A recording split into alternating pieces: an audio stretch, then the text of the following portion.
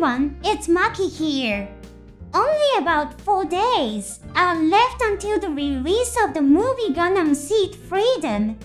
Let's take a moment to look back at the past stories. For those who became interested in the movie after seeing the promotions, I plan to introduce the past stories so you can easily get to know them. This time, I'm going to focus on Kira Yamato and talk about the important elements of the story. So, let's revisit the story of Gundam Seed. Cosmic Era 70. The conflict between the coordinators, a new race born through genetic manipulation, and the Naturals, the traditional human race, has escalated into war. The Earth Alliance, a vast organization centered around the people living on Earth, carries out exceedingly inhumane attacks against the space colonies, where the coordinators reside. In the world of Gundam Seed, these space colonies are also referred to as plants.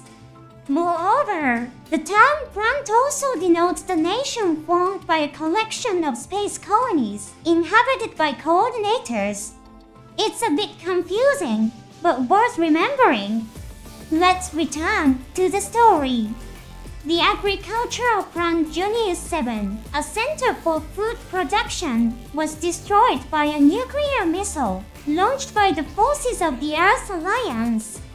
In retaliation for this attack, the plants launched a multitude of devices called neutron jammers towards Earth. Neutron jammers are not destructive weapons, but devices that generate a field to suppress nuclear fission reactions. At first glance, neutron jammers seem like a peaceful retaliatory measure, inhibiting the use of nuclear missiles and other nuclear weapons. However, they indiscriminately suppress not just nuclear weapons, but also the production of energy, including nuclear power generation.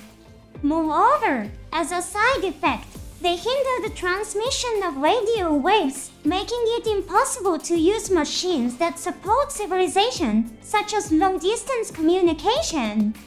The retaliatory measures taken by the plants have led to extremely severe energy and food crises on Earth. In an era where civilization has advanced to the point of starting space development, the unbelievable situation of mass starvation has occurred. Thus, the conflict between the coordinators and the Naturals has become definitive. The army of the coordinators fights under the name Saft. Coordinators, with their superior intelligence and physical abilities due to genetic manipulation, greatly surpassed Naturals in military capabilities. However, the war between the coordinators and Naturals reached a stalemate. This was primarily because the total population of the coordinators was overwhelmingly smaller compared to the Naturals. At the onset of the war, many intellectuals predicted a swift victory for the Earth Alliance forces outnumbering their opponents. This situation was overturned by Zaft's new weapon, the mobile suit. Evolved from space suits, mobile suits demonstrated overwhelming combat capabilities, especially in situations where long-distance communication and radar were disabled due to neutron jammers. There are analyses suggesting that mobile suits possess 5 times the combat capability of the Earth Alliance's main weapon, the mobile armor. 11 months after the start of the war, the fate of Kira Yamato, living in the neutral space colony Heliopolis, begins to change dramatically. In the supposedly neutral space colony Heliopolis, mobile suits were being developed for the Earth Alliance forces.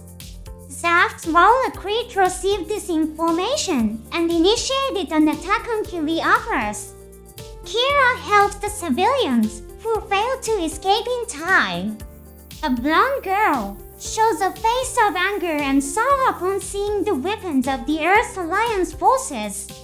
Kira attempts to enter an evacuation shelter, but as it had reached its capacity, decides to let only the girl take refuge there. Amidst the chaos of the battle, Kira accidentally ends up boarding one of the Earth Alliance's mobile suits. Just before boarding, Kira reunites with his childhood friend, Athran Zar. Kira is shocked to see Athran, now a soldier of Saft. Athran is equally surprised, and both are momentarily paralyzed. Amidst explosions and flames, the two part ways once again. Kira boards the Earth Alliance's new weapon strike, while Athran boards Aegis, and they both prepare to face the battle. Kira is a kind-hearted boy who dislikes fighting. However, to protect his friends aboard the Earth Alliance warship Archangel, he pilots Strike into battle. Mobile suits are highly advanced new weapons, and it was exceedingly difficult for a natural to operate one. As a coordinator, Kira was able to pilot Strike. When the Earth Alliance forces learn that Kira is a coordinator, they point their guns at him. Kira's friend, Tao, stands between Kira and the soldiers, ready to protect Kira at the cost of his own life. Amidst these complex interpersonal relationships, Kira struggles and continues to fight. In the cosmos strewn with the remnants of Junior 7, destroyed by the nuclear weapons of the Earth Alliance forces, Archangel discovers a life capsule. Inside, they find Laura's Klein, known as the songstress of Plant. She had visited this site to mourn the victims of Junior 7, but her spaceship was destroyed in an attack by the Earth Alliance forces. Nataro Badro, a soldier of the Archangel, declares Laura's Klein as a hostage in response to the attacking Zaft forces. Although Archangel escaped the enemy's attack, there was anger and sadness at the extremely inhumane act. Kira unilaterally decides to return Lars to the Zaft forces. Athran of the Zaft forces appeals to Kira saying, "You're only being used by the Naturals. Please come to the Zaft forces." However, Kira refuses Athran's invitation saying, "My close friends are aboard the Earth Alliance warship." Archangel, having descended to Earth, continues the battle. Strike, defeating one excellent Zaft commander after another, becomes known as the greatest obstacle for the Zaft forces. On Earth, Kira reunites with the girl he met in Heliopolis, Kagali Urathher. She joins the journey aboard Archangel during a stop in the neutral nation of Orb. It's revealed that Kagali is the princess of Orb. Stranded on the battlefield, Kagali accidentally meets Athran. Initially clashing and attempting to take each other's lives, they eventually reconcile. Finally, the ultimate showdown between Kira and Athran takes place. Both having taken the lives of each other's close friends, Kira and Athran fight with all their might. The battle ends in a draw, and Athran is severely injured. Tormented by the guilt of having killed his close friend, Athran confesses to Kagali, whom he meets by chance, that he has killed Kira. Kagali points a gun at Athran, but realizing that repeating hatred will not bring peace, she decides to stop hating Athran. Athran, having defeated Strike, is awarded the highest honor for a Zaft soldier, the Nebula Medal. However, having lost comrades and killed his close friend, the medal held no value for Athran. Archangel, having lost Strike, became almost worthless to the Earth Alliance forces. The real battle data of Strike had already been passed to the Earth Alliance, and the production of new mobile suits was about to begin. Kira Yamato miraculously survived and was recuperating at Lars Klein's mansion in Plant. Kira and Lars spent peaceful days talking to each other. One day, Zaft forces began an attack on Alaska base, the stronghold of the Earth's Alliance forces. Kira is shaken upon learning that his close friends and the Archangel are in peril. Lars questions Kira, even if you rush to the battlefield alone, the war will not end. Will you fight against the Zaft forces? Or will you fight against the Earth's Alliance forces? Kira responds, I will fight neither. I feel like I've understood what kind of existence I must fight against. Following Kira's words, Lars hands over Freedom, the latest model mobile suit of Zaft, to him.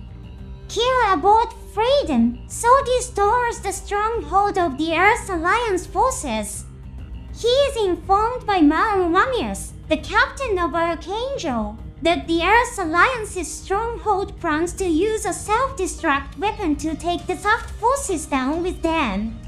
Kira calls for both the Earth's Alliance and Zaft forces to retreat.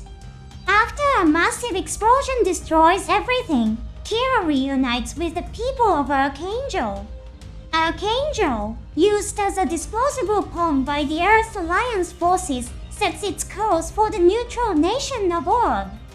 The Earth's Alliance forces suddenly issue an ultimatum to the neutral nation of Orb, stating if you do not cooperate with the Earth's Alliance forces, you will be considered an enemy. Dissolve the current government and abandon all military power. Faced with such an unreasonable demand, Orb declares its intent to resist by force. Kira and Archangel, having defected from the Earth's Alliance forces, decide to cooperate with Orb. Afran, the top ace of the Zaft forces, who received the latest model Gundam, Justice comes to Earth in search of Freedom. Seeing Freedom fighting to protect Orb, Afran is troubled. He deeply contemplates the question Lars Klein had asked him before he received Justice. For what purpose do you fight? Afran had harbored doubts witnessing Zaft soldiers, including his father Patrick Zar, intensify their hatred without limit. Afran decides to act on his own will to end the war. Justice begins to support Freedom. Umi, the leader of Orb and Kagali's father, decides to let Kagali and Archangel escape into space. With the Orb's limited forces, Archangel escapes into space. Umi, refusing to surrender to the Earth's Alliance forces, confirms the departure of Archangel and then self-destructs along with the mass driver, the launch facility. Archangel and Orb's warship, Kusanagi, rendezvous in space with the battleship Eternal under the command of Lars Klein. They begin their activities as an independent military force known as the Three Ships Alliance, separate from all other powers. During these activities, Kira Yamato learns the hidden secret of his birth at the space colony Mandal. Kira was of the race known as Super Coordinator, the pinnacle of human technology, a race that had achieved complete control of genetics. The war between naturals and coordinators intensifies without bounds. The unhesitant use of nuclear missiles and the deployment of the mass destruction weapon Genesis results in the loss of countless lives. To stop this battle, the Three Ships Alliance takes action. Kira, with Freedom, combats Providence, piloted by Roller Crate. It's revealed that Roller Crate is a clone created for the sake of greedy humans. Born as an imperfect life form with an exceedingly short lifespan, he is dismayed by the naturals and coordinators who toy with lives for their desires and destroy each other. Kira Yamato, who fulfilled humanity's dream, became the target Roller Crate sought to annihilate. The battle between Providence and Freedom ends with Freedom's victory. The mass destruction weapon Genesis is destroyed by the self-destructs of Justice. After the final battle, Kira weeps, wondering how did we come to such a place. Afran and Kakali find Kira, shedding tears of joy upon confirming each other's survival. Kira Yamato, in the end utters the words, "Our world is as the story of Seed," concludes. This time, we revisited the story of Seed, focusing on Kira Yamato. For newcomers who are interested in the movie Seed Freedom, this content should be enough to get you started, of course. The series is also filled with charm in its finer details. If the movie has sparked your interest in the Gundam Seed series, I highly recommend watching the TV anime. Similarly, we plan to produce a program revisiting the story of the sequel, Gundam Seed Destiny. Stay tuned for that. Until we meet again in the next program.